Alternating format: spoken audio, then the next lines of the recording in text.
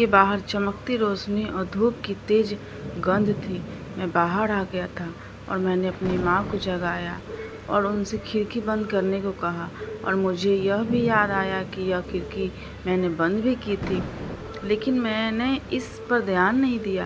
पहले तो वह नींद में बड़बड़ाई और उसके बाद उसने फिर से खिड़की बंद कर दी। अगले दिन जब मैं सुबह उठा तो मुझे रात की बात पर हंसी आई। मुझे लगा यह एक कल्पना थी। मैं बाहर आया और माँ से इसके लिए क्षमा मांगी। समय बीता। अब उस घटना को करीब 5 साल हो गया था। मुझे एक बहुत ही खूबसूरत लड़की से प्यार हो गया था। मैं आज उसके साथ डेट पर था। वह बड़ी ही खूबसूरत दिख रही थी। उसका नाम छम्मा था। उसने बताया था कि उसके पिता एक तांत्रिक थे और उसे भी इस सब के बारे में बहुत कुछ पता था, और शायद यही कारण था कि मैं उसकी तरफ आकर्षित हुआ, क्योंकि मुझे भी इस तरह की चीज़ों में थोड़ी बहुत रुचि थी। हालांकि मैं उसके पिता से अभी कभी मिला नहीं था। मेरी क्षमा से पहचान एक सोशल साइट से हुई थी।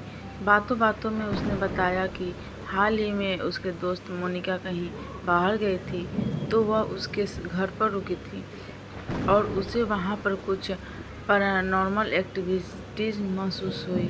मैंने जब मोनिका से इस बारे में बात की तो उसने बताया कि हाँ, कुछ दिन से वहाँ कुछ डरावना हो रहा है। तब मैंने कहा कि ठीक है, मैं इसे ठीक कर सकती हूँ। इसके लिए मुझे कुछ सामान चाहिए। लेकिन अगले ही दिन मोनिका की मृत्यु की खबर आई और मैं उस घर को छोड़ दिया। अभी सुना है कि उस घर में अब कोई भी नहीं रहता है। क्या आप उस घर पर चलना चाहोगे? यह बहुत ही रोमांचकारी होगा, क्षमा ने कहा। क्या तुम पागल हो गई हो? यह सच है कि मैं इन सब चीज़ों में इंटरेस्ट रखता हूँ, लेकिन मैं इससे पागल नहीं हूँ, मैंने कहा। अरे यार, मैं तो झूठ बोला था। इस घर में कोई भूत वगैरह नहीं है, लेकिन वह रूम अभी खाली है और वहाँ हमारे और तुम्हारे अलावा और कोई नहीं होगा। क्या ख्याल है? क्षमा के इस कातिलाना अंदाज पर मैं फिदा हो गया और वहाँ जाने के लिए तैयार हो गया। जब मैं घर पहुँचा, मुझे एक अजीब सा एहसास हुआ, जैसे कोई मुझे चुपके से देख रहा हो, लेकिन मैंने इसे भ्रम समझा और अंदर गया। यार, यह रूम कितना मनहूस दिख रहा है। कितने दिनों से खाली है यह? मैंने क्षमा से पूछा। बस कुछ दिनों से ही, क्षमा ने छोटा उत्तर दिया। हम बेडरूम में आ गए थे। हमने एक लंबा किस किया। तभी मुझे हाल में किसी के चलने की आवाज़ सुनाई दी। यह भ्रम नहीं हो सकता है, ज़रूर यहाँ कुछ है, मैंने सोचा। मैं चुपचाप बेडरूम से बाहर आया और धीरे से हाल में झाँका, लेकिन वहाँ कुछ भी नहीं दिखा। मैं गेस्ट रूम में भी देखा, लेकिन कोई नहीं था। मैं वापस लौट रहा था कि मुझे एक काला मानव शरीर वहाँ दिखाई दिया।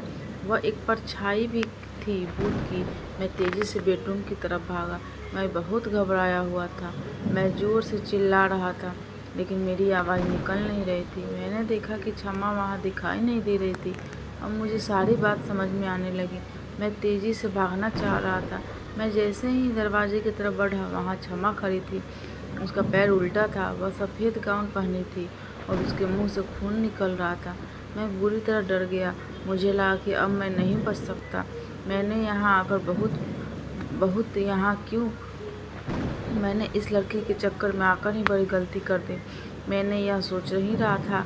वह मेरे काफ़ी करीब आ गई। मैं डर गई, गिर गया और मेरे गिरते ही मेरे गले की आवाज़ जी की लॉकेट बाहर गई, जिसे देखते ही वह ज़ोर से चिल्लाने लगी और पीछे हटने लगी।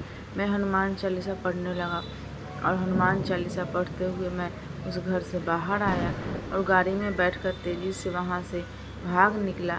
मैंने सोचा आज मुझे नया जन्म मिला है। मैं अपना सोशल साइट्स का अकाउंट हमेशा के लिए बंद कर दिया।